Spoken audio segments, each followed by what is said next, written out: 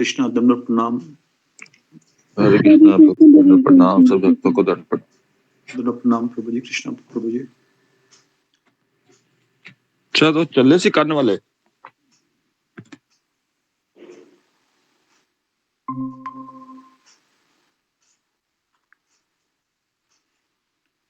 हरे कृष्णा सुधा माता जी, दंडवत प्रणाम। हरे कृष्णा प्रभु जी, दंडवत प्रणाम। सही भक्तों को दंडवत प्रभु जी। हरे प्रणाम। कृष्णा। हरे कृष्णा अशोक प्रभु जी, दंडवत प्रणाम। सही भक्तों को दंडवत प्रणाम। सभी भक्तों के चरणों में दंडवत प्रणाम। हरे कृष्णा हरे कृष्णा। हरे कृष्णा माता जी, दंडवत प्रणाम।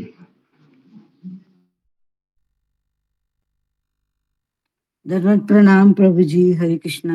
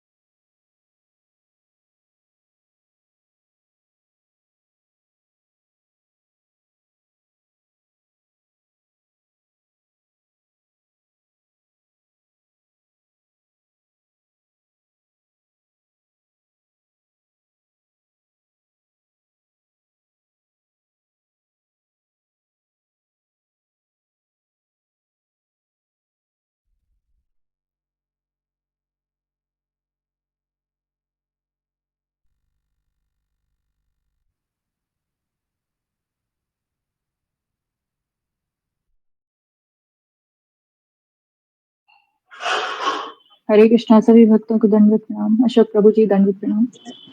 हरे कृष्णा माता जी, दंडवत प्रणाम। दंडवत प्रणाम माता जी। हरे कृष्णा सभी भक्तों के चरणों में दंडवत प्रणाम। माता जी आराम कीजिए। ओम अज्ञानतिमिरान्धस्य ज्ञानाञ्जनशलाकया चक्षुरुन्मीलितं येन तस्मै श्रीगुरुवे नमः। नमो विष्णुपादाय कृष्णप्रेष्ठाय भूतले श्रीमते भक्तिवेदान्त स्वामिनिति नामिने। नमस्ते सारस्वते देवे गौरवाणी प्रचारिणे निर्विशेष शून्यवादी पाश्चात्य देशतारिणे। जय श्री कृष्ण चैतन्य प्रभु नित्यानंद श्री अद्वैत गदाधर शिवासादि गौर भक्तवृंद। हरे कृष्ण कृष्ण कृष्ण हरे हरे, हरे राम राम राम हरे हरे। श्री गुरु चरण पद्म केवल भगति सद्मा, वंदो मुई सावधान मते, वंदो मुई सावधान मते। जहर प्रसादी भाई विभव तोरिया जाय, जहर प्रसादी भाई विभव तोरिया जाय। कृष्ण प्राप्ति होय जहाँ होय ते, कृष्ण प्राप्ति होय जहाँ होय ते। गुरुमुख पद्म वाक्य चित्त कोरिया क्या, गुरुमुख पद्म वाक्य चित्त कोरी आए क्या, आर ना कोरी हो मनी आशा, आर ना कोरी हो मनी आशा, श्री गुरु चरणी रति ऐसे उत्तम गति, जे प्रसाद पूरे सर्व आशा, जे प्रसाद पूरे सर्व आशा, चक्षुदान दिलो जे जन्मे जन्मे प्रभु से, दिव्य ज्ञान हृदय प्रकाशितो, दिव्य ज्ञान हृदय प्रकाशितो, प्रेम भक्ति जहाँ होते अविद्या विनाश जाते, विदे गाय जहाँ चरितो, विदे गाय जहाँ चरितो, श्री गुरु करुणा सिंधु अधम जनार बंधु, लोकनाथ लोकेर जीवना, लोकनाथ लोकेर जीवना, हा हा प्रभु करो दया, देहो मोरे पद छाया, हा हा प्रभु करो दया, देहो मोरे पद छाया, ये बीज शुष्क त्रिभुवना, ये बीज शुष्क त्रिभुवना, श्रीला प्रभुपाद पतित पावन, जय गुरुदेव लोइलो शरण, प्रभुपदाय प्रभुपदाय प्रभुपदाय, जय प्रभुपदाय, जय जय प्रभुपाद प्रभुपाद प्रभुपाद प्रभुपाद, जय जय गुरुदेव गुरुदेव गुरुदेव गुरुदेव, निताय गौर हरि बोल हरि बोल हरि बोल, निताय गौर हरि बोल, निताय गौर हरि बोल हरि बोल हरि बोल, निताय गौर हरि बोल। हरे कृष्णा। सभी भक्तों के चरणों में दंडवत प्रणाम। बहुत सुंदर माता जी, जैसे पहले था बहुत ही सुंदर। धन्यवाद माता जी।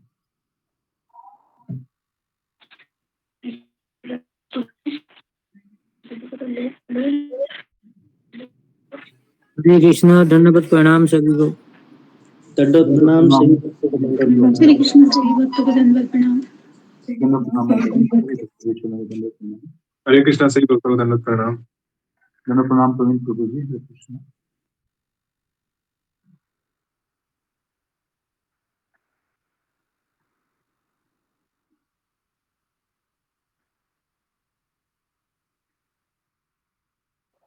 हरे कृष्णा। सभी भक्तों को दंडवत प्रणाम। हरे कृष्णा। सभी भक्तों को दंडवत प्रणाम। गुरु जी के चरणों में मेरा प्रणाम, प्रभु जी के चरणों में मेरा प्रणाम। दंडवत प्रणाम माता जी। हरे कृष्ण। भक्तों को दंडवत प्रणाम। हरे कृष्ण। भक्तों को दंडवत प्रणाम। हरे कृष्णा। सुधा माता जी आपको दंडवत प्रणाम। हरे कृष्णा माता जी, दंडवत प्रणाम। हरे कृष्णा। हमारे यहाँ तो बड़ी ठंड पड़ रही है, बहुत ज्यादा। आज यहाँ थोड़ा कम है कलकत्ता में। पूजा माता जी। हरे कृष्णा।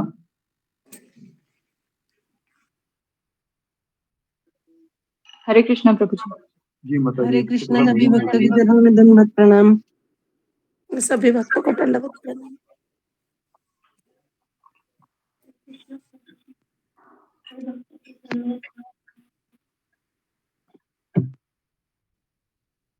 जयो जयो गोरा चंदेर, आरती की शोभा, जानवी तट बनी, जगमन लोभा, जानवी तट बनी, जगमन लोभा, बदखीने मीताई चान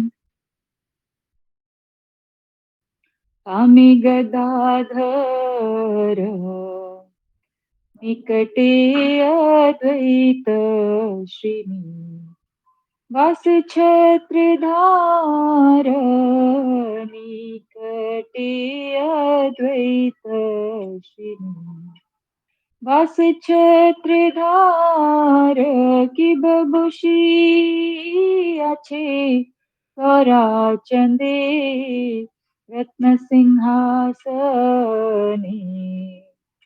आरती कौरेन ब्रह्मा आदि देव गाणी कि बनर हरि आदि कौरी चामर डुलाय कि बनर हरि आदि कौरी चामर डुलाय संजय मुकुंद वासु घोषयादि गाय संजय मुकुंद वासु घोषयादि गाय कि बशंख बाजे घंटा बाजे बाजे करताल कि बशंख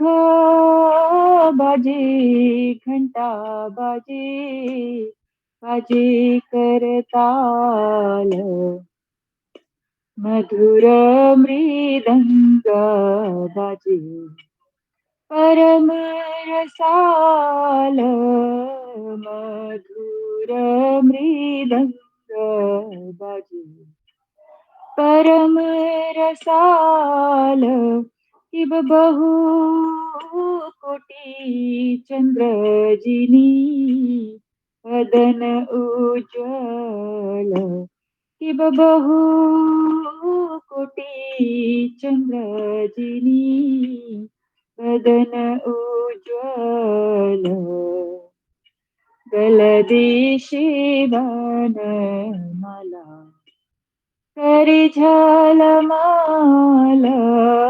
गलदि शिवन माला करि झलमाल किब शिव शुक नारद प्रेमी गद गद किब शिव शुक नारद प्रेमी गद गद भक्ति विनोद देखी गौरार संपद भक्ति विनोद देखी गौरार संपद गौरंगी आरती शोभा जग जन मन लोभा गौरंगी आरती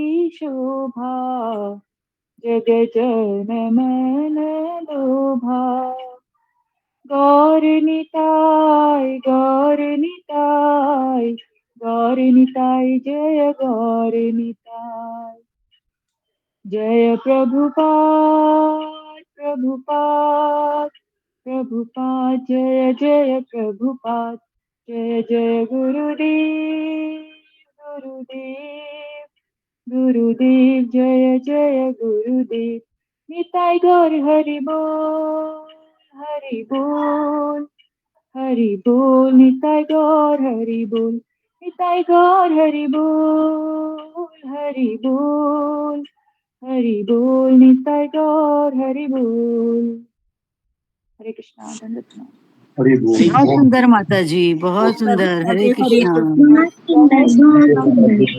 सुंदर माता जी, बहुत सुंदर।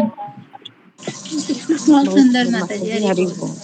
माता जी, बहुत सुंदर, बहुत सुंदर। सभी भक्त सभी वैष्णव के चरणों में मेरा दंडवत प्रणाम। प्रभु सारे माता जी के चरणों में मेरा दंडवत प्रणाम। गुरु जी के चरणों में हरे कृष्णा गुरु जी दंडवत प्रणाम, सभी भक्तों को हरे दंडवत प्रणाम। हरे कृष्णा प्रणाम गुरुदेव, हरे कृष्ण गुरु जी। हरे कृष्णा गुरु जी दंडवत गुरु जी दंडवत प्रणाम। हरे कृष्णा गुरु जी दंडवत गुरु जी प्रणाम, दंडवत प्रणाम।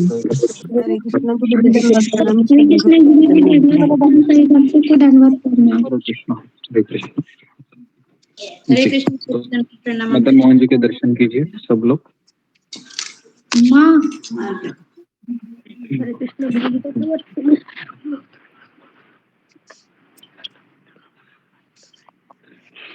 जी, ओके, सबको दिखाई दे रहा है मदन मोहन जी? ओके, गुरु जी हरे कृष्ण। प्रणाम।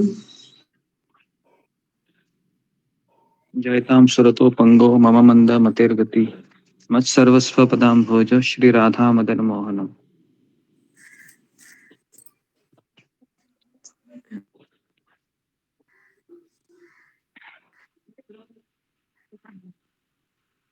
हरे कृष्णा गुरु जी दंडवत प्रणाम। ओम अज्ञानतिमिरान्धस्य ज्ञानाञ्जनशलाकया चक्षुरुन्मीलितं येन तस्मै श्री गुरुवे नमः। नमो विष्णुपादाय कृष्णप्रेष्ठाय श्रीमते भक्तिवेदांत स्वामिनिति नामिने नमस्ते सरस्वती देवी गौरवाणी प्रचारिणे निर्विशेष शून्यवादी पाश्चात्य देशतारिणी। हे कृष्ण करुणा सिंधु दीनबंधु जगतपते गोपेश गोपिका कांत राधा कांता नमोस्तुते। तप्तकांचन गौरांगी राधे वृंदावनेश्वरी वृषभानुसुते देवी प्रणमामि हरिप्रिये।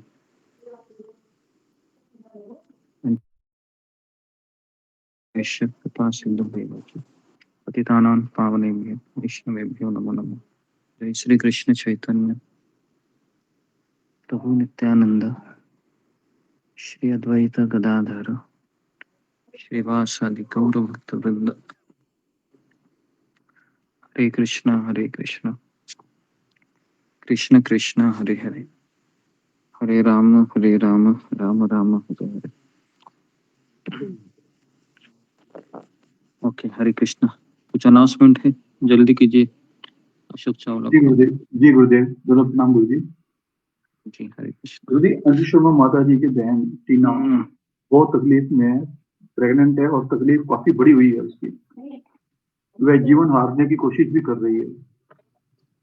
हम उनके सुकुशल के लिए, सुकुशलता के लिए और शीघ्र स्वास्थ्य के लिए भगवान श्री कृष्ण, परम पूज्य गुरुदेव जी और उत्तम भक्तों के चरणों में प्रार्थना करते हैं कि इनके लिए प्रार्थना की जाए, वो सुकुशल हो जाए और अपने जीवन हारने की जो उनकी प्रवृत्ति है उसे, जो उनकी मन में आ रहा है, छोड़ें। और 22 तारीख को गुरु जी नंदरी माता जी के लिए हमने प्रार्थना की थी। उनको चिकन पॉक्स हुआ था, उनकी बेटी को भी, पर उनकी तकलीफ ज्यादा बढ़ गई है पहले से भी, तो खा पी भी नहीं रही है।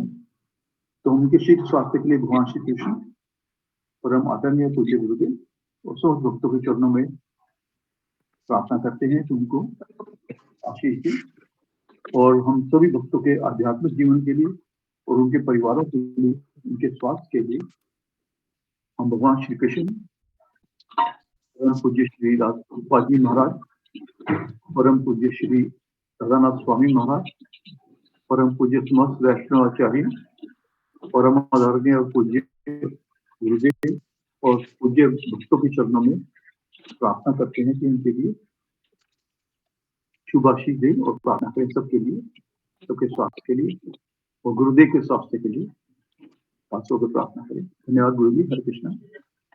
अंतिम बार हरे कृष्ण महामंत्र बोलते हैं। हरे कृष्णा हरे हरे हरे हरे राम राम राम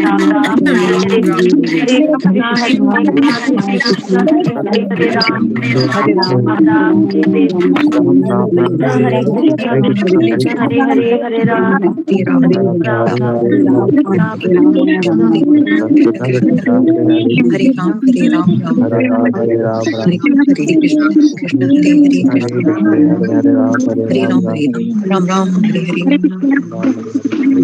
कृष्णा हरे कृष्णा गुरु जी दंडवत प्रणाम हरे कृष्ण हरे तो हम आगे बढ़ते हैं। वो परम पूज्य राधानाथ स्वामी महाराज के जो उनकी जो लीलाएं थी, हाँ, जो वृंदावन की, वो हमारी कंप्लीट हुई है। लेकिन उसके चलते भी महाराज के जीवन में बहुत कुछ हो गया जो मैंने आपको संक्षिप्त में बताया, लेकिन उसके अंदरूनी रीजन है वह जानने की कोशिश मत कीजिए, क्योंकि उससे आपकी श्रद्धा भी टूट सकती है, क्योंकि हम उतने परिपक्व नहीं हैं। जैसे हम भक्ति में आगे बढ़ते हैं, हमारी परीक्षाएं का कोई अंत नहीं है। ऐसी परीक्षाएं होती है कि शायद ही व्यक्ति ऐसी परीक्षाओं में सफल हो जाता है ना। हमारा श्रद्धा, हमारी फेथ, हमारी निष्ठा कितनी मजबूत है ना। जिस तरह से अगर कोई पेड़ बहुत मजबूत है, कैसे पता चलेगा पता है? जितना आप उसके ऊपर वार करोगे कुल्हाड़ी से, उतना आपको पता चलेगा कि ये वृक्ष है, ये कितना इसकी जड़ें गहराई में गई है ना। हम यहाँ पर जो आए हैं, जितने भी भक्त हैं, है ना, हम सब यहाँ पर बहुत नए भक्त हैं, नियोफाइट है, जो थोड़ा कुछ होने के बाद हम कंप्लेन कर सकते हैं, या हमारी श्रद्धा कमजोर होती है और हमारा मन खराब होता है। तो इसलिए हम तो हमारी जड़ें तो कहीं पर भी नहीं है। तो और मुझे पता है कि जितने भी भक्त यहाँ पर आते हैं, मैं आप लोगों को आपसे भी बेहतर जानता हूँ।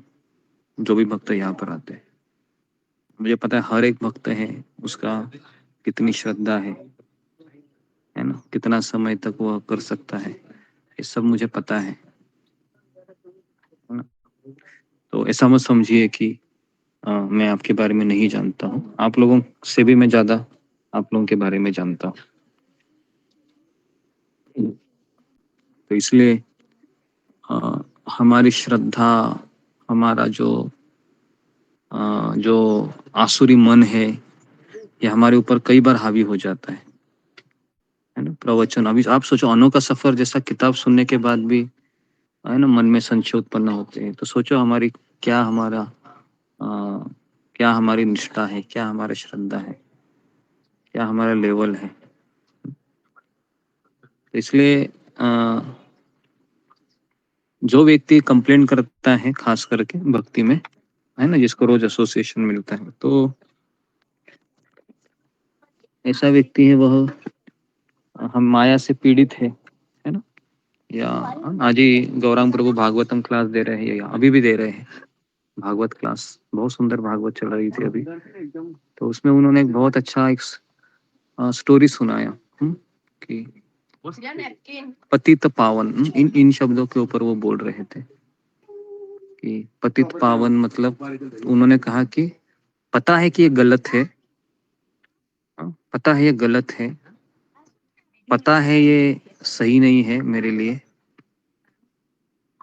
लेकिन फिर भी वो वही करेगा और बाद में पश्चाताप करेगा। कितने लोगों के जीवन में ऐसा होता है? फिंगर को रेज कीजिए। पता है ये गलत है, लेकिन वो वही करेगा और बाद में पछताएगा कि यार मैंने क्यों किया, ये क्यों किया, है ना। तो उन्होंने कहा कि वो पतित है, कि जो व्यक्ति, उसे सब पता है कि ये गलत है, ये पाप है, फिर भी वो अंदर से वो उसने तीव्र उसको एक बहाव आता है उसके जीवन में, कि एक बवंडर आता है और उसको उसकी भक्ति को बहा के लेके जाता है, और फिर वो पछतावा करता है कि क्यों किया, क्यों किया, क्यों किया, क्यों किया। उसको उन्होंने कहा उसको पतित कहते। तो करीबन 18 लोग हैं, बाकी के सब लोग मुझे लगता है पतित पावन है लगता है ना, जो लोग फिंगर को रेज नहीं किए हैं। तो पतित थे, हम सब पतित थे, है ना। हम सब है, रोज सुनते हैं, रोज पढ़ते हैं, लेकिन फिर भी ऐसी चीजें हमसे हो जाती है जो हमको पता है कि नहीं करनी चाहिए, और फिर हम पश्चाताप करते हैं, उसको पतित कहते हैं, है ना। तो आज ही मैंने ये सुना, गौरांग प्रभु अभी भी दे रहे, प्रवचन दे रहे। तो उन्होंने फिर एक स्टोरी सुनाई, सुनना चाहेंगे आप स्टोरी? वो इंटरेस्टिंग स्टोरी। जी गुरुजी सुनना है। जी गुरुजी। तो उन्होंने कहा कि एक वो जब प्रवचन दे रहे थे तो उनके सामने एक सज्जन बैठे थे और वो ताली नहीं बजा रहे थे।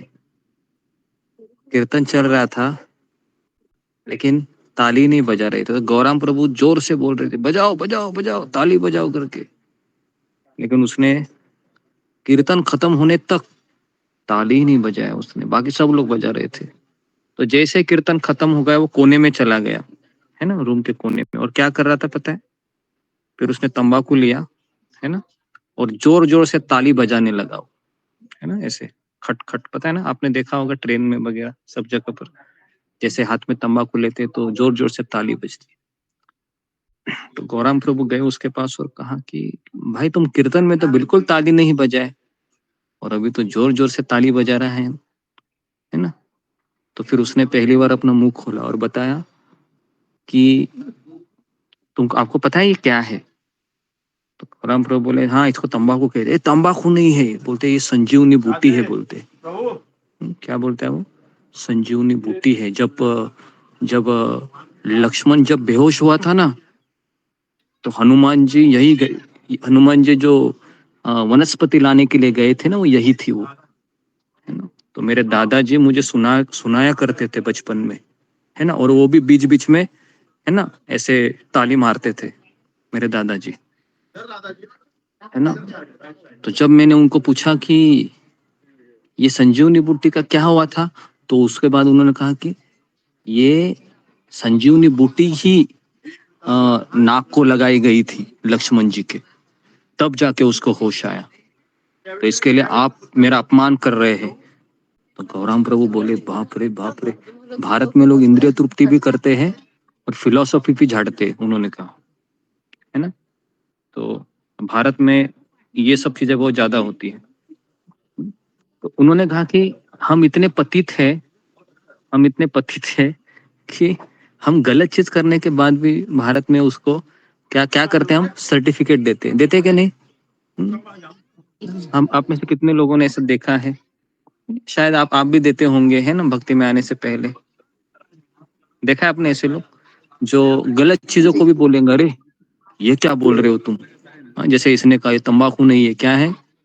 संजीवनी बूटी है। गुरुजी देखा है ऐसा, पर हमने यूज नहीं किया तो ऐसे कई आपको लोग मिलेंगे, और है ना, और आपको भी आश्चर्य होगा कि बाप रे क्या ये सही में ऐसा व्यक्ति तो देखा नहीं जिंदगी में। एक तो पाप करेगा और सर्टिफिकेट भी देगा, है ना। तो इसके लिए भारत में कई बार प्रचार करना थोड़ा कठिन हो जाता है लोगों को, क्योंकि लोगों के मन में इतना इंद्रिय तृप्ति भरा है कि वह शास्त्रों के आधार पर उसको वेरीफाई कराते हैं, है ना। तो इसलिए जब शिला प्रभुपाद जी ने प्रचार करना चाहा था भारत में, झांसी में, तो यही भारतीय लोग उनका सम्मान नहीं किए। मैं तो सोचूंगा कि वो क्या बोल सकते हो कि सबसे बदनसीब लोग थे जो शिला प्रभुपाद जी को प्रचार करते समय उनके शब्दों की सराहना नहीं की।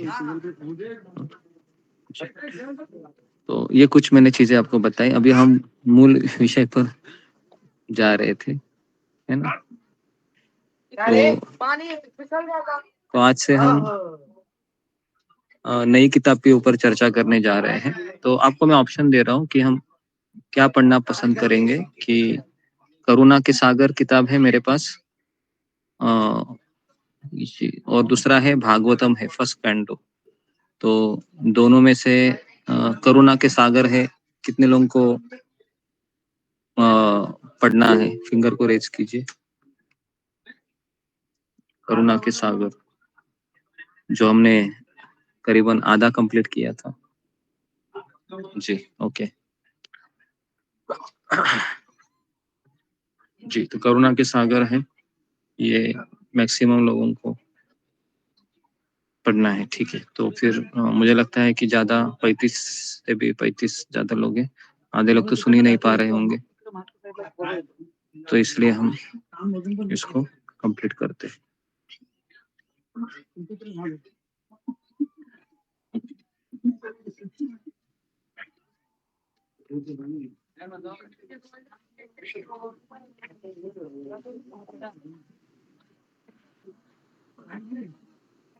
तो करुणा के सागर इस किताब को थोड़ा सा आज हम बैकग्राउंड में डिस्कस करेंगे, क्योंकि आप यकीन नहीं करोगे, मैंने जब इस किताब को पढ़ा ना, मतलब पहली बार मैंने पढ़ा जस्ट जब मैं रायपुर में था और ट्रैवलिंग कर रहा था ना, तो मेरे पास तो बहुत खाली समय था, तो ये किताब मेरे पास थी, तो मैं उसको पढ़ता गया और मुझे पता चला कि गुरु के साथ रहना, मैंने अभी तक यही पढ़ा था कि गुरु से ज्यादा नजदीक नहीं जाना और उनसे दूर रहना और उनके प्रवचन सुनने से हमें अपने आप को पोषित करना।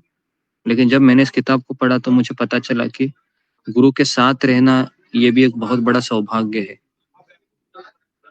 और ये सौभाग्य जिन जिन को मिला है, तमाल कृष्ण गोस्वामी महाराज, परम पूज्य भक्तिचार्य स्वामी महाराज, भवानंद स्वामी महाराज, तो मैंने देखा है खास करके वो अंतिम अध्याय में ये लोग प्रभुपाद जी के बिना रह ही नहीं पाते थे। ये लोग माला भी कर रहे थे ना, हरे कृष्ण महामंत्र, तो ये प्रभुपाद जी के लिए करते थे।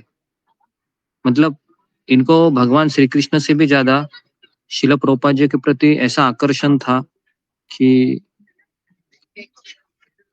तो खास करके इस किताब के अंतिम अध्याय में मुझे ये पता चला कि भक्तिचारू महाराज का कितना प्रेम हो। हालांकि ऐसा देखा जाता है कि अगर कोई व्यक्ति है अपने गुरु के साथ रहता है अधिक समय, तो अपने गुरु को छिपले लेता है वो।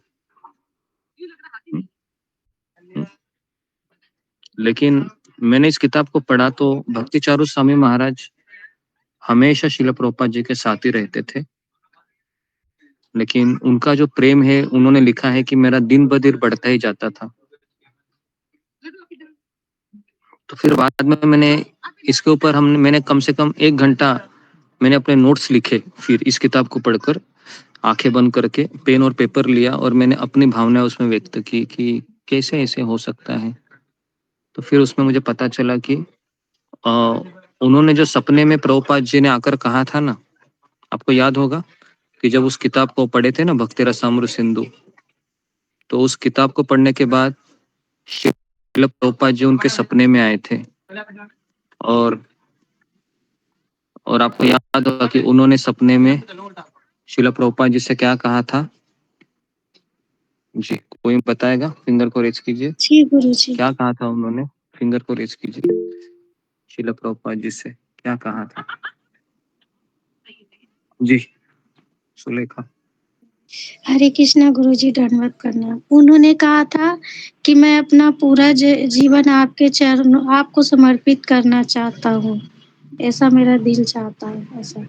हाँ जी, और उसके बाद उन्होंने दूसरी लाइन जोड़ी थी कि आप मेरा जैसे इस्तेमाल करना चाहते हो, है ना, ये भी था ना उसमें, वैसा आप कीजिए। जी गुरुजी। तो ये दूसरा लाइन था उसमें। तो और मैंने देखा है कि जब जब प्रभुपाद जी उनके ऊपर गुस्सा होते थे, ऐसा नहीं था कि प्रभुपाद जी गुस्सा नहीं हुई। इस किताब में पढ़ा था, मैं पढ़ा मैंने कई बार, प्रभुपाद जी इतना गुस्सा होते थे उनके ऊपर कभी कभी, तो उनको ऐसा लगता था कि ये धरती फट जाए और मैं धरती के अंदर समा जाऊं, ऐसा उनको लगता था कभी कभी। तो वो भी प्रसंग आएंगे इसमें।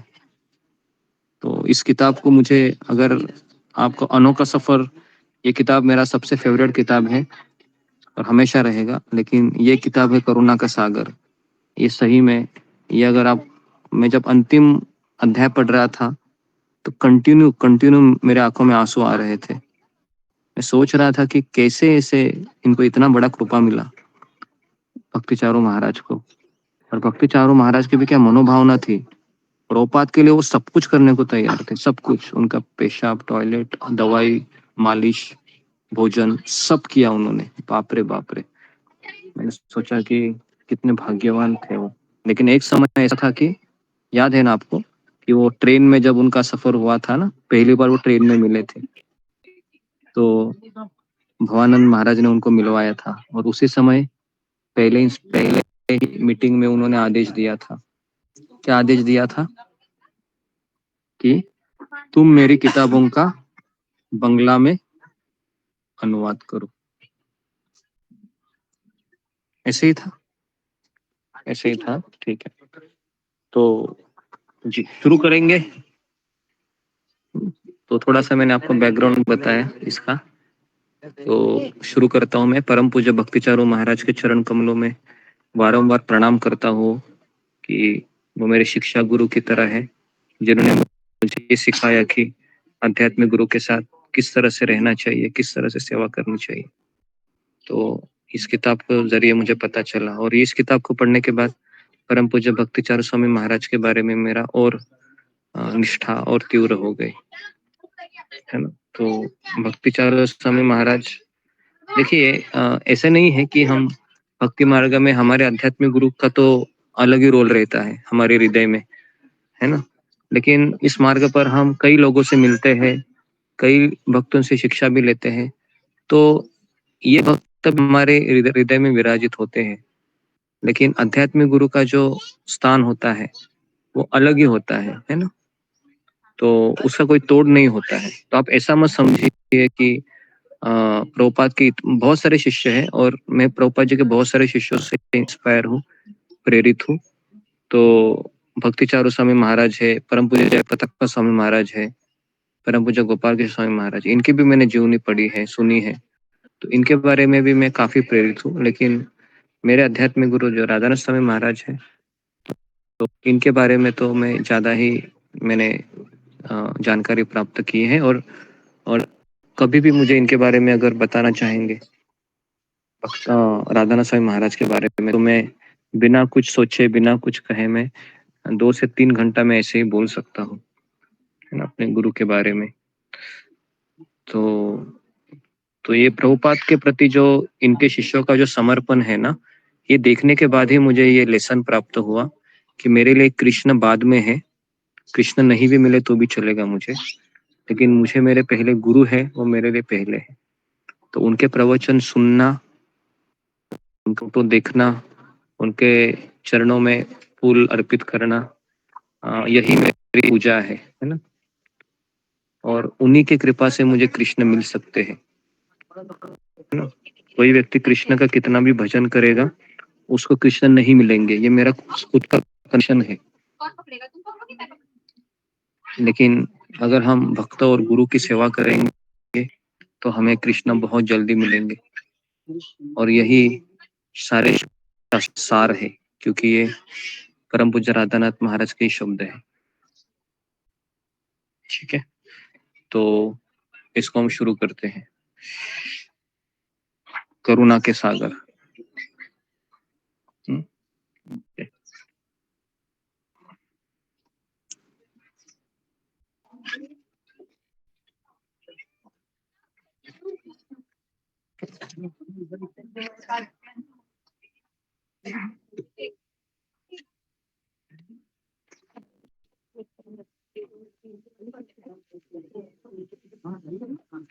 तो परम पूज्य परम पूज्य भक्ति चारू स्वामी महाराज है, उनकी जो माँ है वह वन में ही गुजर गई होती है, बचपन में ही। तो उन्होंने अपना सारा जीवन इस तरह से बिताया था कि देखिए, जिस बच्चे को ना माँ का प्रेम नहीं मिलता है ना, तो वो हमेशा उस माँ के प्रेम के लिए लालायित रहता है। और वो जब अपने आध्यात्मिक गुरु से मिले, वो प्रभुपाद जी से, तो उन्होंने प्रभुपाद जी में माता पिता सबका प्रेम उन्होंने पाया।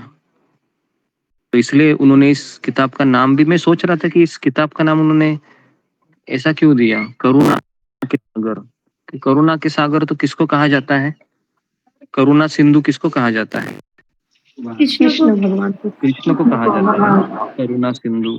हे कृष्ण करुणा सिंधु दीन बंधु जगतपते, है ना। तो मैं सोच रहा था करुणा के सागर शिल प्रभुपाद को कैसे इन्होंने कहा। बाद में मुझे पता चला कि जो भक्त भगवान कृष्ण को समर्पित होते हैं आचार्य, तो उनमें भी भगवान कृष्ण के गुण प्रवेश करते हैं।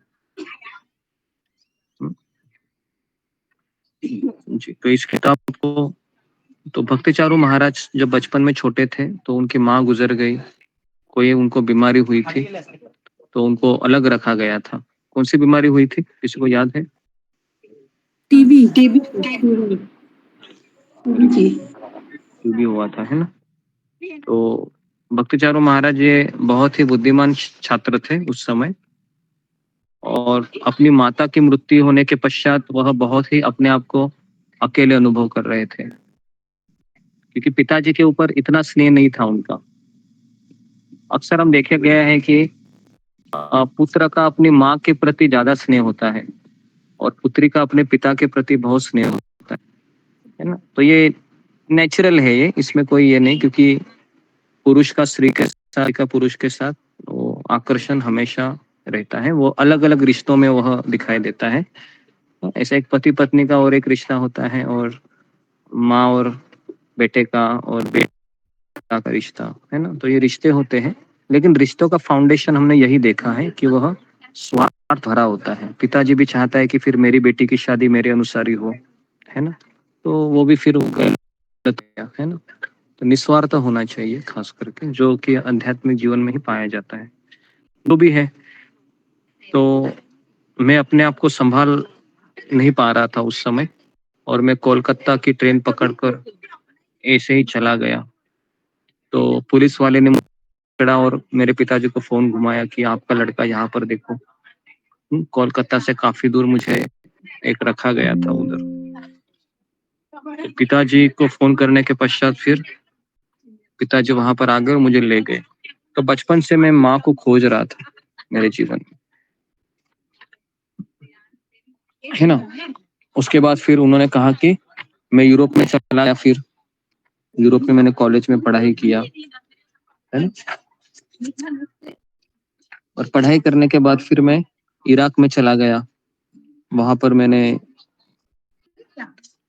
इस्तांबुल में नीली मस्जिद, तुर्की, है ना, सारा चीज मैंने देख लिया, है ना। और उसके पश्चात फिर मैं भारत आ गया, है ना। भारत में इसलिए आया था क्योंकि बचपन से जो हृदय मेरी तलाश में था, भगवान की भक्ति में तलाश में था, तो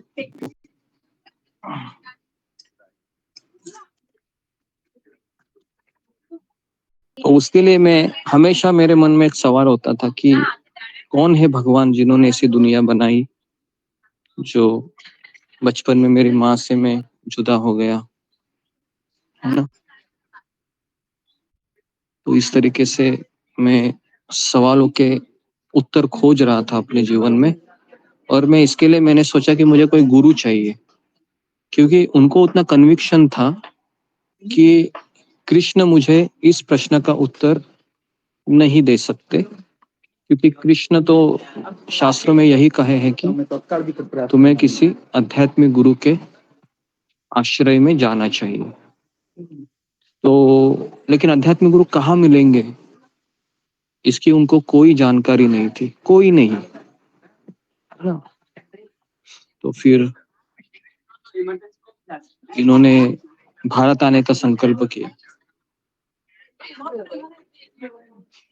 और वो जब भारत आ गए, है ना, जब वो भारत आ गए तो उन्होंने सबसे पहले वो किनके पास गए थे, किसी को याद है?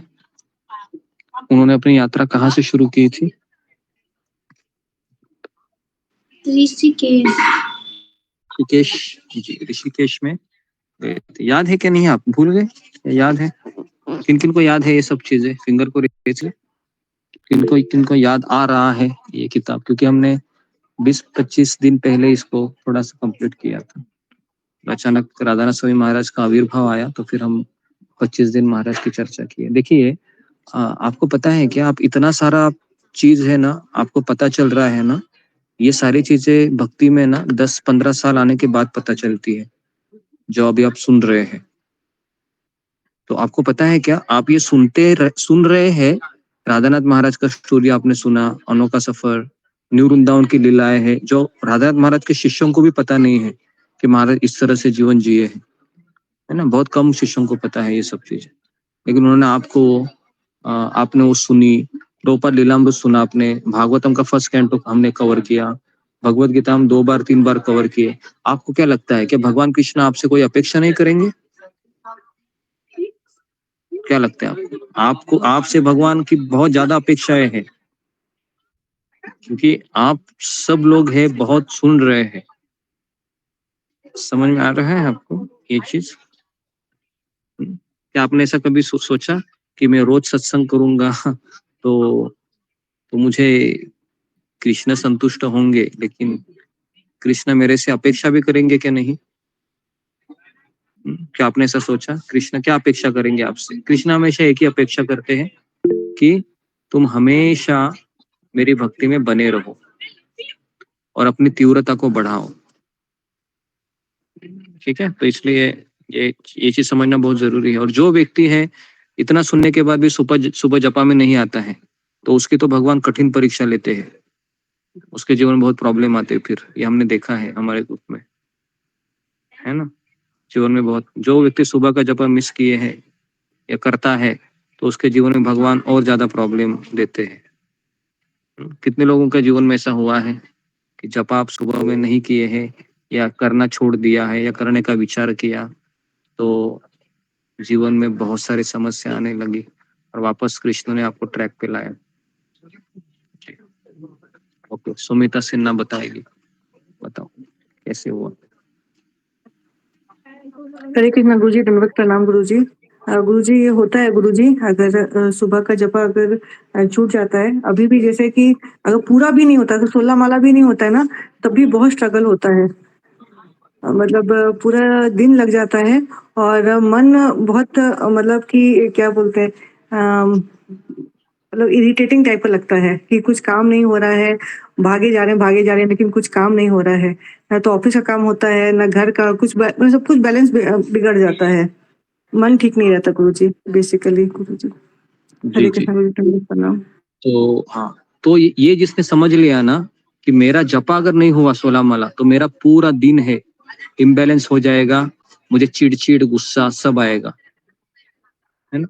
अगर इसको हार्डकोर कन्विक्शन है हमारे अंदर ये, तो हम कभी सुबह का जपा मिस नहीं करोगे, चाहे हम कितने बजे भी रात को सोए। मैं स्वयं, अगर आपने देखा होगा, मैं रात को 11 बजे 12 बजे का भी ट्रेन पकड़ता हूँ, 10 बजे का कभी भी हो, नींद बहुत कम होती है, लेकिन फिर भी मैं 3:30 बजे उठ ही जाता हूँ, क्योंकि मुझे पता है मेरे पास यही समय है 2 घंटा, बाद में मेरे पास समय भी नहीं रहता है और फिर मुझे भी बहुत तकलीफ होती है। तो इसके लिए ये चीजें बहुत समझना जरूरी है, ठीक है। ओके, तो इसके लिए भगवान कृष्ण आप सबसे अपेक्षा करेंगे। और मैंने वो कौन सा कहानी आपको सुनाया था कि राधानाथ महाराज ने कहा था ना कि 2 भक्त थे जिन्होंने प्रभुपाद जी का बहुत संग लिया, प्रभुपाद जी उनसे बहुत चाहते थे कि आप ऐसी सेवा करो, लेकिन उन्होंने हमेशा अपने गुरु का बात को नजरअंदाज किया, और फिर उनको कौन सी बीमारी हो गई, उनको फिर कैंसर गुरुजी, कैंसर हो गया। दो भक्त थे, है ना। तो इस तरह से फिर महाराज कहते हैं कि अगर कोई भक्त है आध्यात्मिक गुरु को शरण नहीं जाता है और उनका नजरअंदाज करता है, तो फिर भगवान उनको बहुत अलग तरीके से उनके साथ व्यवहार करते हैं, उनको जबरदस्ती से। फिर क्योंकि उनको तो पता है कि मुझे आध्यात्मिक गुरु का तो आश्रय लेना ही है, लेकिन वह क्या बोलते हैं, वो अपने गुरु का नजरअंदाज भी करते हैं, आज्ञा का पालन नहीं करते हैं, और उनको ये भी पता होता है कि नहीं मुझे भक्ति में रहना भी है, लेकिन मुझे फॉलो नहीं कर पा रहा हूं मैं। तो भगवान फिर क्या करते हैं, जैसे आपने कहावत सुनी है कि जब सीधी उंगली से घी नहीं निकलता है, फिर क्या करनी पड़ती है, उंगली टेढ़ी करनी पड़ती है ना। तो फिर आप में से कितने लोग चाहते हैं कि कृष्ण अपनी उंगली को टेढ़ी करे? कोई नहीं चाहता है ना। चाहते हैं कृष्ण अपनी उंगली को टेढ़ी करके, है ना, आपको थोड़ा सा पुश करे, तो आप तो बहुत फिर ये हो जाओगे, है ना। तो इसलिए जो भक्त है ना, एटलीस्ट ये आपको मिल रहा है तो आप अपना 100% देने का प्रयास कीजिए। ओके जी। इसमें किसी को डाउट है तो फिंगर को रेस कीजिए, जो अभी तक हमने कहा। ओके, तो अभी हम जाते हैं। तो हमने शुरुआत भी की है। तो गुरु की खोज में निकले हैं अभी ऋषिकेश। गुरु की खोज, पहला स्टेशन आता है गुरु की खोज के लिए। वो स्टेशन आता है कि दिल्ली से हरिद्वार जाते सीधा, क्योंकि भारत में आम का ऐसा पाया जाता है, अगर आपको गुरु मिलेंगे तो कहाँ मिलेंगे?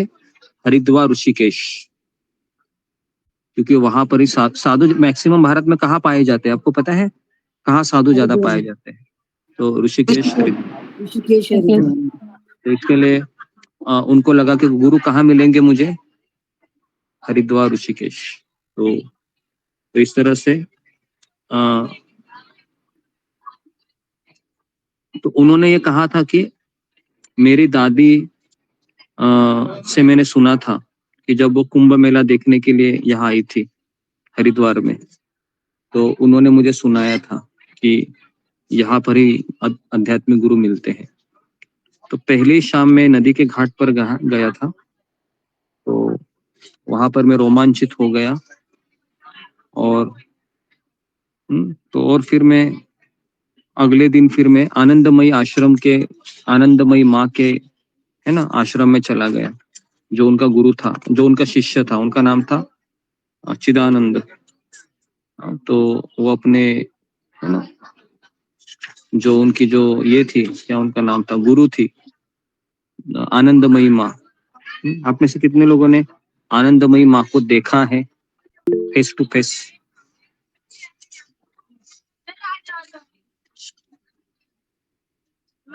जी, कोई नहीं है, कोई बात नहीं। तो आनंदमयी माँ का आश्रम में मैं चला गया। तो बनारस में वो आश्रम था। तो उसके बाद फिर महाराज ने कहा कि उनका जो शिष्य था, है ना, भक्तिचारू महाराज कहूंगा, जब जब महाराज शब्द की बात आएगी तो अभी भक्तिचारू महाराज के बारे में मैं बता रहा हूँ आपको। तो भक्तिचारू महाराज ने कहा कि उनके शिष्य को कि मुझे आपके गुरु से दीक्षा लेनी है, आनंदमयी माँ से, आनंदमयी माँ से मुझे दीक्षा लेनी है। तो स्वरूपानंद था उनका नाम। तो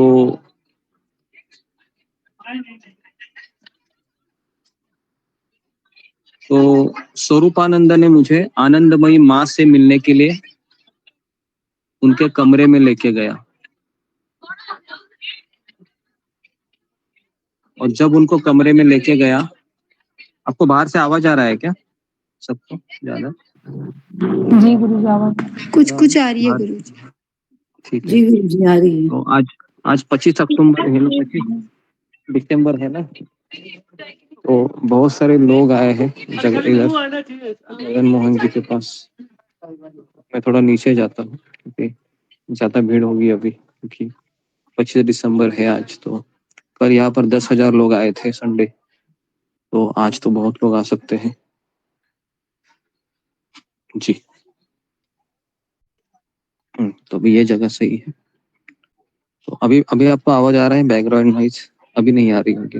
नहीं गुरुजी नहीं आ रही। जब भी यहाँ पर लोग आते हैं तो सबसे पहले उनका एक ही कार्य होता है, पता है क्या? फोटो खींचना। फोटो खींचने के लिए पागल हो जाते हैं यहाँ पर, बाप रे बाप। सभी का होता है गुरुजी, सभी की। तो इसके लिए सभी का, लेकिन आप लोगों का नहीं होना चाहिए। तो हमारा नहीं होना चाहिए ना, हम फोटो क्यों निकाले भाई, फोटो तो हम भगवान के निकालते हैं।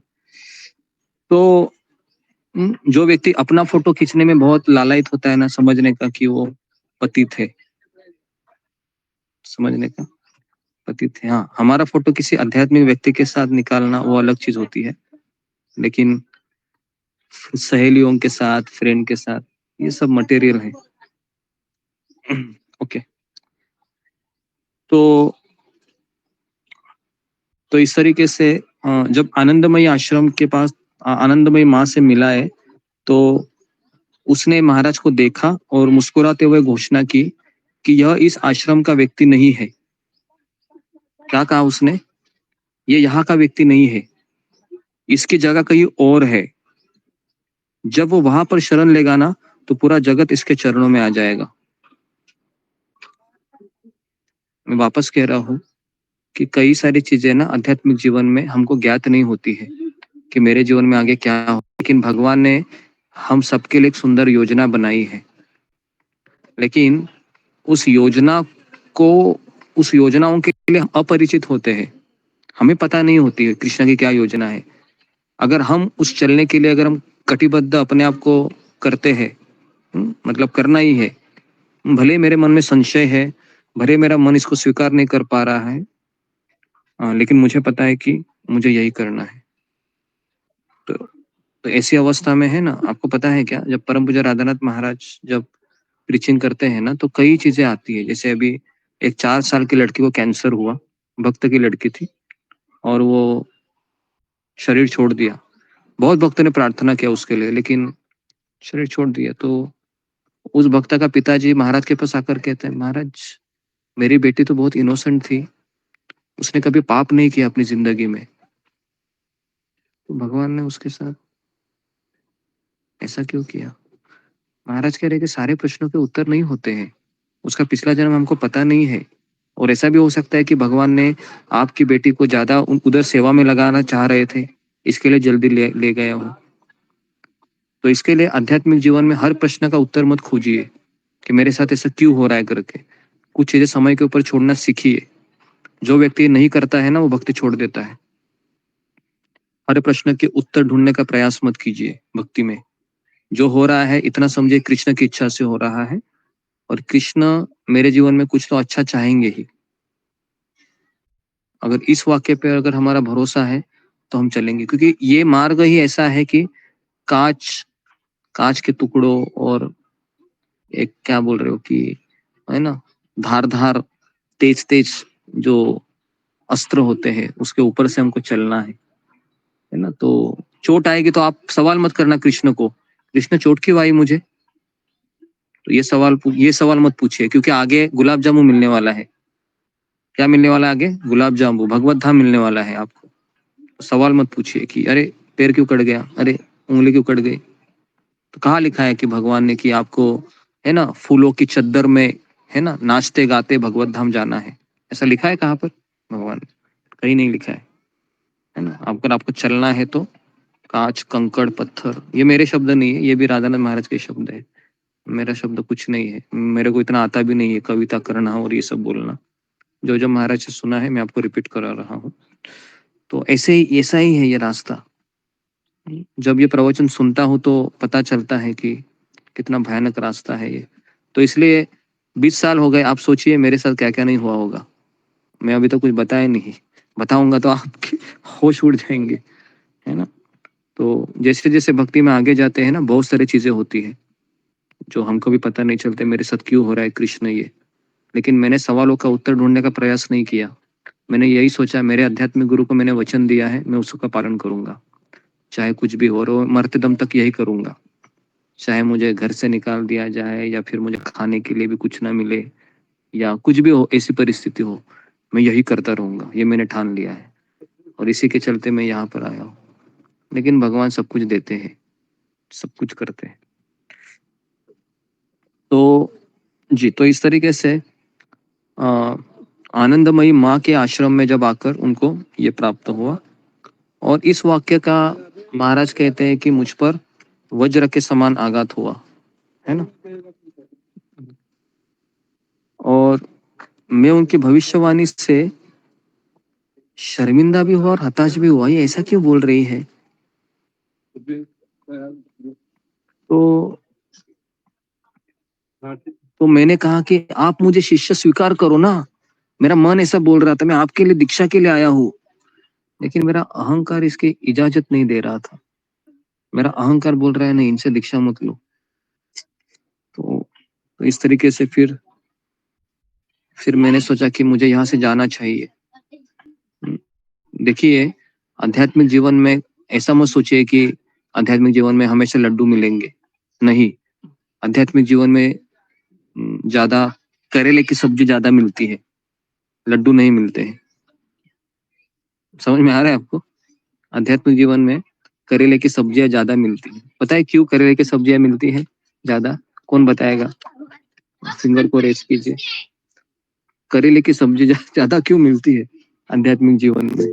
हालांकि हम तो गुलाब जामुन के लिए आए हैं ना यहाँ पर, बराबर है? सभी लोग यहाँ पर क्यों आए हैं?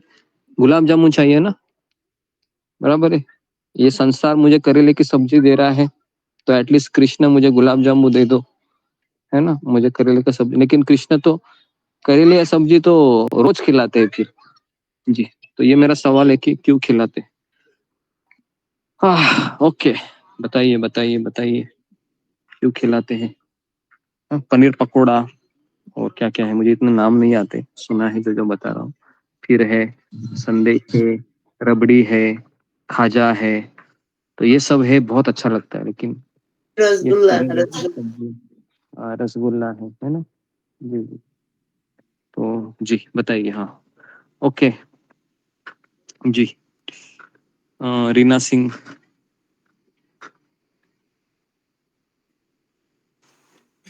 हरे कृष्णा। गुरुदेव, हम लोगों के जो हम लोगों को पीलिया हुआ है, जब हरिनाम महिमा बताते हैं उसमें आपने ये चीज बताई कि हमको पीलिया हुआ है, इसलिए हमको गन्ने का रस मीठा नहीं लगता है, तो उसको ठीक करने के लिए करेले की सब्जी, मतलब जो है इस तरीके से हम रोग है हमारे अंदर अनर्थ का, उसको जो है कि ठीक करने के लिए करेले की सब्जी जो है भगवान परोसते हैं। हरे कृष्णा, कुछ गलती तो क्षमा करिएगा मुझे। जी जी, ये एक हो सकता है। मेरे मन में एक दूसरा है। ठीक है, नेक्स्ट ममता पाल। हरे कृष्ण गुरु, धन्यवाद प्रणाम। गुरु जी, मेरा भी यही था, आपने वो उदाहरण दिया था, तो मैंने भी वही सोचा समाचार। ठीक है, सुमिता सिन्हा। हरे कृष्ण गुरु जी, दंडवत प्रणाम। हरे कृष्ण सभी भक्तों को दंडवत प्रणाम। गुरु जी, मेरे को ज्यादा तो नहीं आता गुरु जी, बस मैं ये बोलना चाहती कि जैसे कि अगर हम करेले का सब्जी खाएंगे तब हमें ना उसका गुलाब जामुन का स्वाद भी आएगा। करेले का सब्जी जैसे कि ये जो भगवान इतना हमसे जो वो लेते हैं, परीक्षा लेते हैं, और जब उसमें आनंद देंगे ना तो उसका अलग ही आनंद रहेगा, मतलब उसका टेस्ट अलग रहेगा शायद गुरु जी, पता नहीं। हरे कृष्ण गुरु जी, यही इसका सही उत्तर है। जरा ताली बजाओ जरा सुमिता सिन्हा के लिए। मैं इसी उत्तर को खोज रहा था कि जब हम करेले का सब्जी खाते हैं ना, तो गुलाब जामुन बहुत मीठा लगता है। कितने लोगों ने अनुभव किया है? कोई कड़वा खाने के बाद, है ना, कोई मीठी चीज खाती है तो क्या अनुभव किया आपने? कोई कड़वी चीज खाने के बाद आप मीठा खा लो, देखो और टेस्ट आता है उसका, है ना? आप सबने अनुभव किया होगा, है ना? नहीं किया होगा तो आज करेले का सब्जी बनाओ और फिर रसगुल्ला खा लो, देखो कैसा लगता है। ठीक है, खाते वक्त थोड़ा सा ही खा लो। करेले का सब्जी ज्यादा खा लो और रसगुल्ला थोड़ा सा ही खा लो, ठीक है जी। तो इसके लिए भगवान हमको सब्जी खिला रहे हैं। हाँ? लेकिन कभी कभी ऐसा एक दिन आता है और हम बोलते हैं भगवान बस करो अभी करेले का सब्जी, बस करो। फिर अगले दिन भगवान थोड़ा सा रसगुल्ला का एक ड्रॉप देते हैं। अभी अच्छा लग रहा है कृष्ण, बस अभी ऐसे ही रहो मेरे साथ, हाँ ऐसे ही रहो, बराबर है? फिर ऐसे बोलते हैं ना, कृष्ण ऐसे ही रहो मेरे साथ, अभी मुझे बिल्कुल करेला नहीं चाहिए। लेकिन भगवान वापस अगले दिन दुगना करेला का सब्जी खिलाते। क्यों? क्योंकि थोड़ा सा भी तुमको मैंने खिलाया है ना, थोड़ा सा ड्रॉप जो रसगुल्ले का। तो भगवान का पॉलिसी होता है, मैं भी समझ नहीं पाया, इसके ऊपर मैं बहुत सोचता हूँ, लेकिन कृष्ण ऐसा ही है तो अभी ऐसे ही है, तो ऐसे ही है ना? क्या करे? हम तो छोड़ेंगे नहीं कृष्ण को। हमने तो बोला है कृष्ण, है ना, रुक्मिणी के जैसा कि, है ना, हम हर जन्म में आपको ही चाहेंगे, है ना। अगला जन्म आप मुझे ठुकरा देना, कोई बात नहीं, अगला भी जन्म लेंगे, हम आप ही का भजन करेंगे, ना शिव जी के पास जाएंगे, ना माता रानी, किसी के पास नहीं जाएंगे, आपके पास ही आएंगे। फिर भी आप ठुकरा देना, लेकिन आप करुणा सिंधु है, एक ना एक जन्म तो आप हमें स्वीकार करेंगे ही, हमें पता है। तो ये हमारा भावना होना चाहिए। और मैं तो सोचता हूँ कि ये रुक्मिणी का जो उदाहरण है, ये हमेशा हमारे मन में, सबके मन में हमेशा बना रहे, ताकि कभी हमको यहाँ से निकलने की बात ना हो आनी चाहिए, है ना। और ना हमें कभी मंथरा जैसा बनना चाहिए, है ना। कभी कभी मंथरा का जैसा स्वभाव भी हो जाता है भक्त समुदाय में, है ना। फिर वह एक दूसरे को चुगली करते करते पूरा वो भक्ति रूपी पौधा ही नष्ट करती है, अपना भी और दूसरे का भी। तो ये भी बहुत बड़ा अपराध है। ओके जी। और खास करके लेडीज ही ज्यादा करती है ये मंथरा का रोल, पता है ना। मंथरा का रोल किसी पुरुष ने नहीं किया था, मंथरा एक स्त्री थी, और उसने किसको पकड़ा था, एक स्त्री को ही पकड़ा था। मंथरा ने किसी पुरुष को पकड़ा था नहीं ना, नहीं गुरुजी। मंथरा ने भी एक स्त्री को ही पकड़ा था। तो ये, और हमारे ग्रुप में भी कौन है, लेडीज ही है ना। तो इसके लिए ये कभी कभी बहुत डर रहता है कि, है ना, एक भी मंथरा निकली तो पता नहीं क्या होगा, है ना। और हमारे फोन तो चलते ही रहते हैं, ऐसा सुनने में आया है, इधर उधर इधर उधर इधर उधर। तो फोन में भी कौन सी चर्चा होनी चाहिए, क्लास में मैंने आज क्या सुना, है ना, जपा तो कैसा चल रहा है ना, ये चर्चा होनी चाहिए। लेकिन क्या करें, आदत से मजबूर। तो इस तरीके से फिर परम पूज्य भक्तिचारू महाराज ने आश्रम छोड़ा और फिर वह कोलकाता चले गए, क्योंकि उन्होंने फिर छोड़ दिया, बोले कि गुरु नहीं मिल रहा है अभी, इतना किया, एक गुरु बनाना चाहा, उसने भी छोड़ दिया, छोड़ दो अभी, गुरु बनाने की इच्छा ही है मेरे से, मेरे हृदय से मरने लगी, क्योंकि आनंदमयी माता से मेरे बहुत आशाएं थी कि, और फिर उन्होंने भी कहा था कि अगर मेरे कोई गुरु है तो अब वे ही स्वयं को मेरे समक्ष प्रकट करेंगे।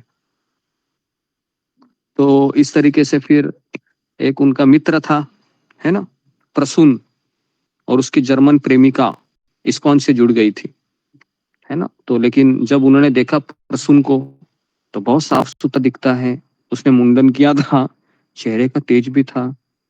तो उसने उसको पूछा कि क्या भाई तुम अभी इतना बदल कैसे गया, सर मुंडवा दिया, धोती कुर्ता पहना है।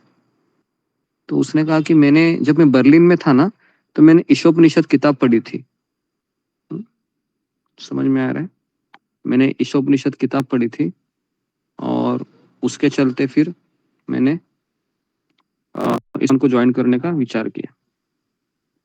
तो जो व्यक्ति प्रभुपाद जी का किताब पढ़कर इस्कॉन में आया है ना, और जो रेगुलरली किताब पढ़ता है प्रभुपाद जी का, वो हमेशा इस्कॉन में टिके रहेगा। जो व्यक्ति प्रभुपाद जी की किताब नहीं पढ़ता है, या ना अपने गुरु के प्रवचन सुनता है, कम से कम दो चीजें करनी चाहिए। एक तो अपने आध्यात्मिक गुरु के प्रवचन सुनना चाहिए आधा से 1 घंटा, नहीं तो प्रभुपाद जी का गीता का तात्पर्य है वो पढ़ना चाहिए रेगुलरली। ये 2 चीजें करनी ही चाहिए, क्योंकि हम ऐसे मार्ग पर चल रहे हैं जैसे समुद्र के लिए, इनके अपोजिट से हमको तैरना है, बहुत शक्ति चाहिए। आपको पता, रोज उठते हैं 3 बजे 3:30 बजे है, आप ऐसा मत सोचिए कि मैं आसानी से उठ जाता हूँ, मुझे भी बहुत संघर्ष करना पड़ता है, क्योंकि थका हुआ रहता है रात भर, है ना, अपने आप को करना पड़ता है, मुझे भी एक्टिवेट सबको करना पड़ता है, मुझे तो आप सबको करना होता है ना। तो इसके लिए ये किताब पढ़ना बहुत जरूरी है। तो मैंने पूछा प्रसून को, क्या तुमने दीक्षा लिया है? हाँ, प्रभुपाद ने मुझे दीक्षा भी दी है। अच्छा, तुम्हारा नाम क्या है फिर? सर्व भावना दास अधिकारी। अच्छा, फिर तुम अभी क्या है तुम्हारा सेवा है? दिल्ली के इस्कॉन मंदिर का उपाध्यक्ष हूँ। Oh very good. तो कहा कि तुम दिल्ली आ जाना कभी। ठीक है, मैं आऊंगा। तुम क्या क्या करता है अभी? मैंने मांस खाना छोड़ दिया। अच्छा, नशा करना छोड़ दिया। अच्छा, बीड़ा भी छोड़ दिया। अरे बाप रे। तो और उसने अपने गुरु के बारे में इतना प्रेम जताया, तो उसके आंखें चमक गई जब अपने गुरु के बारे में बोल रहा था। तो मैंने सोची कुछ तो है भाई इसके लिए। तो मैंने भी निर्देश किया कि मैं भी स्कूल में चला जाऊंगा। तो इस तरह से परम पूज्य भक्तिचार्य महाराज पहली बार पहली बार वो इस्कॉन मंदिर में गए और उनका पहला था कि फल काट रहे थे एक किचन में, तो वो फल काट के उनको दे रहे थे कोलकाता में, है ना। और उन्होंने फिर उनको किताब दिया भक्ति रसामृत सिंधु, और रात को भक्ति रसामृत सिंधु पढ़ना वो शुरू किया। रात को रोक ही नहीं पा रहे थे, पूरे दिन पढ़ रहे थे, रात को भी। तो रात को जैसे ही सोए तो श्रील प्रभुपाद जी उनके सपने में आ गए। वो एक सिंहासन गद्दी पर बैठे हुए थे, शरीर से तेज निकल रहा था, उनके चरणों पर लोगों की भीड़ बैठी हुई थी। मैंने उनसे कुछ नहीं पूछा, केवल प्रणाम करके कहा, मैं आपके चरण कमलों पर पूर्णतः स्वयं को समर्पित करता हूँ, कृपया मुझे स्वीकार करे और मेरा मार्गदर्शन करे। जब मैं उठा तो मेरा हृदय एक अद्भुत संतुष्टि की भावना से ओतप्रोत था। मुझे मेरे गुरुदेव मिल गए थे। देखिए, तो ये किताब का प्रभाव है ना। तो जैसे जैसे मैं आगे पढ़ता गया, मेरे से प्रश्नों के उत्तर मिल गए, और जैसे मैंने इस किताब को पढ़ा तो मुझे मेरे आध्यात्मिक गुरु श्रील प्रभुपाद जी से मिलने की इच्छा इतनी तीव्र हो गई कि मैं तुरंत नहाकर इस्कॉन मंदिर में जाकर पूछा कि प्रभुपाद जी कहाँ है, मुझे प्रभुपाद जी से मिलना है। तो भक्तों ने कहा कि प्रभुपाद जी अभी अमेरिका गए हैं, थोड़ा प्रतीक्षा करो, है ना, तब तक तुम क्या करो। तो नहीं, उन्होंने सोचा महाराज ने मैं क्या करूं, तो वो मायापुर चले गए। तो मायापुर गए वहां पर, और वहां पर वह भक्तों से मिले, वहां पर उनको सेवा दी गई थी। कौन सी सेवा थी उनकी पहली, किसी को याद है? चावल मिलेगी। हाँ जी, फिंगर को रेस्ट कीजिए। कौन सी सेवा थी उनकी पहली, जो है ना, जो उनको लगा कि ये क्या हुआ मेरे साथ, है ना। जी बताइए, कौन सी सेवा थी पहले उनकी, भक्ति चारू महाराज की? हाँ जी, अभी कीजिए फिंगर जी। के मीना कुमारी। हरे कृष्णा गुरुदेव, धन्यवाद प्रणाम। हरे कृष्णा सही पूर्ण गुरुदेव, खिचड़ी के लिए चावल लाने की उनकी सेवा थी। चावल की हाँ जो बोरियां सारी लाके रख देते, और लकड़ी हाँ, ऐसा। लकड़ी, हाँ हाँ। तो क्या हुआ था, वो लकड़ी लाते समय तो वो चावल की बोरी है वो फट गई थी ना, फटी थी ना। हाँ, तो फिर क्या हुआ था, तो सब जगह पर वो चावल है वो बिखरे हुए थे, है ना। और उनको क्या कहा, तो उनको बहुत जोर से डांट पड़ी थी, बराबर है, किनको? भक्ति चारू महाराज को, है ना। जोर से चावल की 100 बोरी, 100 किलो के थे वो, और उठाकर वो अकेले रसोई घर में, है ना, जाया करते थे। तो जो व्यक्ति इस्कॉन सेवा में इसलिए आता है कि मुझे कृष्ण मिलेंगे, मैं कृष्ण कृष्ण बांसुरी बजाएंगे, और मैं शांत बैठूंगी या बैठूंगा कृष्ण के नजदीक, और उनकी बांसुरी सुनूंगा, कृष्ण को देखूंगा, कृष्ण मुझे देखेंगे। तो ये सोचकर अगर कोई इस्कॉन मंदिर में आया है, तो मैं आपको बता रहा हूँ, ये आपको कुछ नहीं मिलेगा। आपको क्या क्या मिलेगा यहाँ पर, का जो बोरी है ना उसको मिलेगा, जाओ अभी उठा के लेके आओ। तो आप क्या बोलोगे, अरे मैं यहाँ पर इसलिए थोड़ी ना आया हूँ, मैं किसके लिए आया हूँ, कृष्ण की बांसुरी सुनने के लिए। कितने लोग आएंगे ऐसे कृष्ण की बांसुरी सुनने के लिए यहाँ पर, आना चाहते हैं कृष्ण की बांसुरी सुनने के लिए? तो आपको कृष्ण की बांसुरी बिल्कुल नहीं मिलेगी। आपको पहला क्या मिलेगा यहाँ पर, भक्तों की डांट मिलेगी। तुमको इतना भी नहीं आता है, कृष्ण की सेवा ठीक से नहीं करते हो, फिर आप क्या बोलोगे, अरे कृष्ण ये कैसा भगत है आपका, डांटता रहता है, आपकी बांसुरी तो बिल्कुल सुनाई नहीं दी, कहाँ आ गया मैं कृष्ण। जी, तो इसके लिए वापस कह रहा हूं कि हमारा शुद्धिकरण का जो मार्ग है, ये भगवान ने भक्तों के सानिध्य में रहते हुए इसको पार करना है। क्योंकि मैं और कृष्ण ये रिश्ता सबको अच्छा लगता है, कितने लोगों को अच्छा लगता है मैं और कृष्ण, हम दोनों के बीच कोई नहीं चाहिए? ऐसा कोई है यहाँ पर? हाँ जी, आ रहा है। हाँ जी। तो जिन लोगों ने फिंगर को रेज कर रहे हैं, ये उस संसार के सबसे दुर्भाग्य व्यक्ति है, क्योंकि मैं और कृष्ण ये रिश्ता है, ये रिश्ता मायावादी रिश्ता है। मैं और कृष्ण दोनों के बीच कोई नहीं चाहिए, क्योंकि वैष्णव संप्रदाय का कहता है मैं और कृष्ण, इसके बीच में जितने भक्त रहेंगे उतना आप सेफ पोजीशन में है। समझ में आ रहा है जी? अशोक चावला प्रभु, समझ में आया आपको क्या कहा मैंने? जी गुरुदेव। हाँ, रिपीट कीजिए इसको, क्या बताया अभी? जो कहते हैं कि मैं और मेरे कृष्ण के बीच में कोई नहीं है, वो दुर्भाग्य व्यक्ति है सबसे ज्यादा। हाँ, दुर्भाग्य व्यक्ति क्यों है वो तो बोलो मुझे। क्योंकि बीच में हमें गुरु चाहिए। हाँ, बीच में गुरु चाहिए, भक्तों का संग चाहिए। ओके जी। तो भक्तों का संग है और गुरु है नहीं है। कभी कभी लोग गुरु भी इसलिए धारण करते हैं ताकि कृष्ण और मैं ये रिश्ता हमेशा बनाए रहना चाहिए, इसके लिए भी लोग गुरु, लेकिन ये भी गलत है। गलत ये सही है कि गुरु के मार्गदर्शन में ही कृष्ण को प्राप्त करना है। शिल प्रभुपाद जी ने एक बार अपने जो उनके शिष्य थे परम पूज्य भक्ति तीर्थ स्वामी महाराज, इनको कहा कि तुम्हारा जीवन का केवल एक ही का है, वो है किताब का वितरण करो, ये करोगे तो तुमको कृष्ण मिलेंगे। तो उन्होंने कहा कि मैं तो यहाँ पर विग्रह की पूजा करने के लिए आया हूँ। नहीं, तुम्हारे लिए यही सेवा है, जाओ करो। तो उन्होंने किया, हाँ यस प्रभुपाद, मैं यही करूंगा। 10 साल 15 साल 20 साल वो यही करने लग रहे थे। तो गुरु के आज्ञा का पालन करते ही उनको कृष्ण मिले, है ना। किताब वितरण करो, अगर गुरु के जाओ किचन में सेवा करो, पूजा बीजा बंद करो अभी, तो बोलेगा अरे ऐसा कैसा, तो फिर वो शिष्य होने के लायक है क्या? वो लायक नहीं है। फिर वो बस ऐसे ही मन का एंटरटेन करेगा।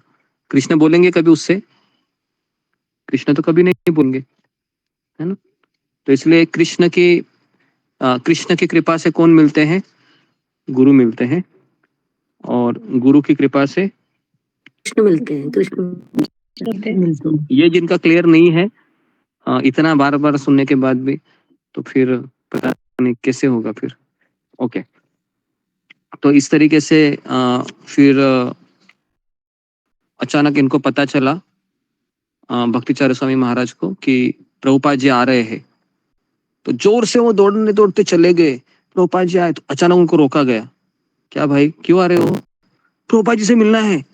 प्रभुपाद जी से मिलना है? प्रभुपाद जी से आप नहीं मिल सकते, प्रभुपाद जी विश्राम करते, चले जाओ यहाँ से। तो देखिए बहुत आए लेकर वो आए थे, निराशा हो गई, चले गए, है ना। तो सोचो, तो इस तरीके से बहुत फिर सोचा कि कुंभ मेला में प्रभुपाद जी जा रहे, तो उनको लगा कि ठीक है कुंभ मेला में तो शायद मेरे जो दर्शन होंगे। तो वापस वो भवानंद महाराज को कहे कि मुझे प्रभुपाद से मिलना है, और तुरंत जैसे आ गए कुंभ मेला में, तो उन्होंने सामान रख दिया तंबू में और तेजी से दौड़ी से चले गए वापस वहां पर। तो वहां पर प्रभुपाद के एक सेक्रेटरी थे। क्या भाई, क्यों आए हो? प्रभुपाद जी से मिलना है। वापस कहा प्रभुपाद जी से मिलना है। प्रभुपाद जी व्यस्त है, चले जाओ यहाँ से। दूसरी बार भेजा गया नहीं। सोचो कैसा लगेगा आपको, ऐसा किसी ने मना किया? अच्छा लगेगा आपको? सच सच बताइए, अच्छा लगेगा? आप तो उसको बहुत गाली देंगे, वो कहीं का पता नहीं यहाँ पर क्यों खड़ा है, मेरा रास्ता रोक दिया। नहीं लगेगा ऐसा नहीं लगेगा तो बहुत ही अच्छा है। हाँ, सब लोग नहीं लगा के बोल रहे हैं, लेकिन जो जो बोल रहे हैं उनके जीवन में होगा ये, है ना। तब आप यही स्टैंड रखना, नहीं लगे मुझे। ओके जी। तो इसके लिए ये आ जाती है जीवन में, है ना। कभी कभी फिर हताश नहीं होना है हमको, क्योंकि एक चीज हमेशा याद रखिए, हम सब भक्ति में आए हैं ना, तो कृष्ण हमारे लिए कुछ योजना बनाए हैं। हम उसको नहीं जानते हैं, हम नहीं जानते, हमें थोड़ा सा बुरा भी लगेगा, हमारे मन में संशय आएंगे, हमारा मन विचलित होगा, लेकिन हमें समझना है कि नहीं, कृष्ण ने मेरे लिए एक योजना बनाई है, मुझे पता नहीं, लेकिन कृष्ण मेरा देखभाल कर रहे हैं, कृष्ण मुझे कभी कृष्ण मुझे कभी छोड़ेंगे नहीं, वो हमेशा अपने भक्तों का अच्छा ही चाहते हैं। तो इस तरह से हमें अपने आप को समझाना है, ये नहीं कि अरे यहाँ पर भी लोग ऐसे ही है, वहां पर भी लोग ऐसे ही है, ये कहाँ गया, हमें समझने का माया में है, फिर वो समझा ही नहीं कृष्ण भावना क्या है। ठीक है, तो ये भी सीख लीजिए, क्योंकि यही सीख बहुत सारे भक्त नहीं सीख पाते।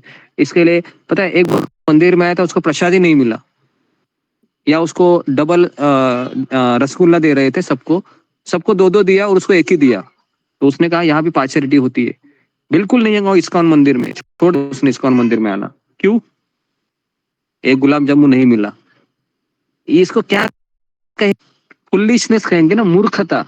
अरे क्या, एक गुलाब जामुन के लिए तुम इस्कॉन छोड़ के चला गया, है ना? आ जाओ मेरे पास, 10 गुलाब जामुन देता हूँ तुमको मैं, लेकिन इस्कॉन को मत छोड़ो। तो ये सब बेवकूफी है, ये कि थोड़ा कुछ चीज हमको बुरा लगा तो हम छोड़ देते हैं। ये ऐसा ही होता है ना कंपनियों में या अलग अलग जगह, ऐसा ही होता है ना, थोड़ा लगा पार्शियलिटी कर रहा है, छोड़ दो इसको, है ना? छोड़ना नहीं है हमको। ये सब चीजें हैं, ये कृष्ण की एक सुंदर योजना का हिस्सा है, समझे इसको। तो ओके, तो समय हो गया है, मैं तो बहुत बोलता रहूंगा, लेकिन समय हो गया, तो कल हम देखेंगे कि शिलपाद जी पहली बार उनको मिलते हैं और फिर हम किस तरह से उनको संन्यास मिलता है। यह कल का सेशन भी हम तुरंत कवर करेंगे, क्योंकि थोड़ा बैकग्राउंड भी होना जरूरी है, नहीं तो कुछ समझ में नहीं आएगा। तो इसके लिए हमने इसका थोड़ा सा भक्तिचारू महाराज की किताब में से थोड़ा हमको बैकग्राउंड बताया और कुछ लेसन भी बताए। इस लेसन को आप कृपया करके गंभीरता से लीजिए, क्योंकि इतना सब बताने के बाद भी गलतियां हो रही है, तो गलतियां नहीं होनी चाहिए, मुझे ऐसा लगता है। जो व्यक्ति 3 बार क्लासेस सुनता है उससे गलतियां होती है, तो फिर पता नहीं कैसे होगा उसका। एटलीस्ट हमको इतना तो पता होना चाहिए कि कृष्ण है, इन्होंने मुझे इतना अच्छा अवसर दिया है, जो भी मेरे जीवन में हो रहा है ये कृष्ण की योजना का सुंदर हिस्सा है।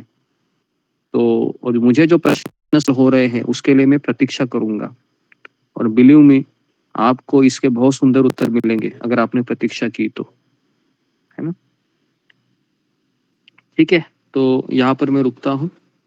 किसी का कुछ प्रश्न है? एक प्रश्न तो ले सकते,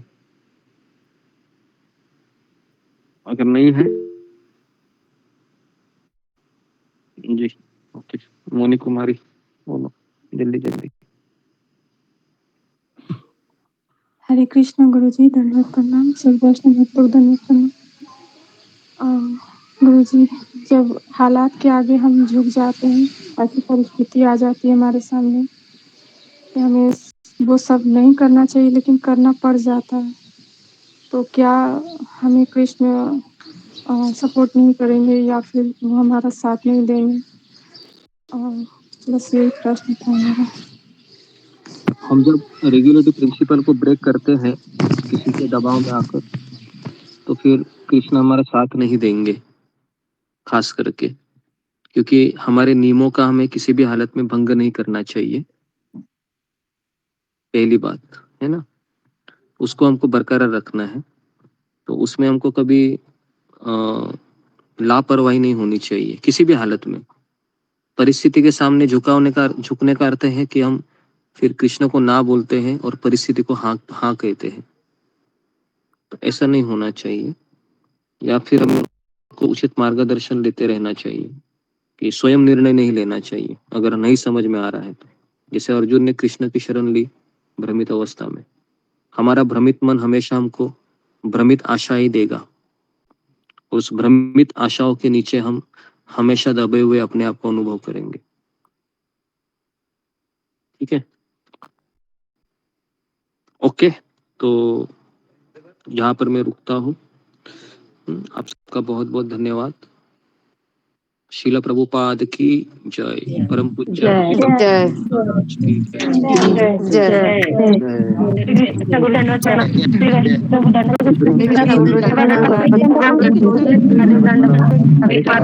साईं बाबा को दंडवत प्रणाम।